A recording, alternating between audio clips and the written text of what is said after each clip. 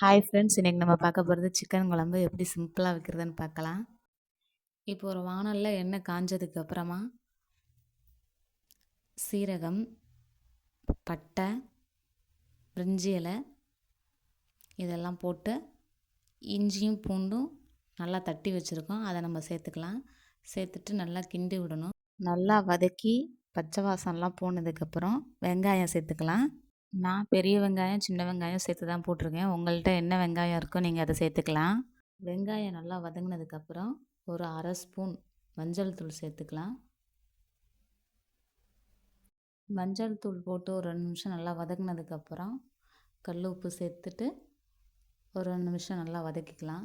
வதக்கினதுக்கப்புறம் நறுக்கி வச்சுருக்க தக்காளியை போட்டுக்கலாம். வெங்காயம், தக்காளி, இடித்து வச்ச இஞ்சி, பூண்டு இதெல்லாம் நல்லா வதக்கிக்கலாம். இதெல்லாம் வதக்குனதுக்கு அப்புறமா நம்ம க்ளீன் பண்ணி வச்சுருக்க சிக்கனை இதோடு நம்ம சேர்த்துக்கலாம். சிக்கன் எல்லாம் சேர்த்ததுக்கப்புறம் நல்லா ஒரு கிண்டிட்டு மூடி போட்டு வேக வச்சிடலாம். மூடி போட்டு வேக வச்சோன்னே சிக்கனில் நல்லா தண்ணி விட்டுருக்கோம். நம்மள்கிட்ட இருக்க குழம்பு மிளகாப்பொடி 2 கரண்டி சேர்த்துக்கலாம்.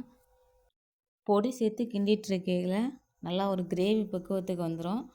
வந்ததுக்கப்புறம் நம்ம இதில் தண்ணி சேர்த்துக்கலாம்.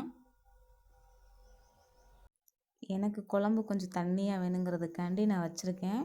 உங்களுக்கு இன்னும் கெட்டியாக வேணும்னா தண்ணி கொஞ்சம் கம்மியாக சேர்த்துக்கோங்க. மூடி போட்டு நல்லா வேக விட்டுறலாம். இப்போ சூப்பராக சிக்கன் குழம்பு ரெடி ஆயிடுச்சு. மறக்காமல் நீங்களும் ட்ரை பண்ணி பார்த்துட்டு எப்படி இருக்குன்னு சொல்லுங்கள். என்னோடய சேனல் எஸ்ஆர் பெயிண்டர் யூடியூப் சேனலை சப்ஸ்கிரைப் பண்ணி சப்போர்ட் பண்ணுங்கள். நன்றி.